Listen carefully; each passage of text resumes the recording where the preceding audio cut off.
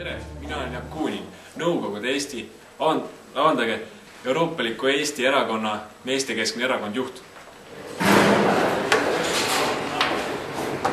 Kui mind valite ja mina saan peaministriks, siis annan 100%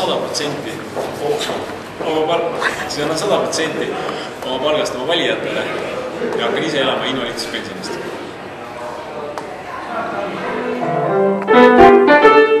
Kui mind valite, kaotan Kultuuriministeeriumi ja suureme kõik raha majandusse. Eesti kõige traditsioonilisema joogi õlu aktsiisi suuname limonaatide ja siidrite peale, et meestel oleks parem elu. Eesti mees, vali mind ja sa ei kahetse.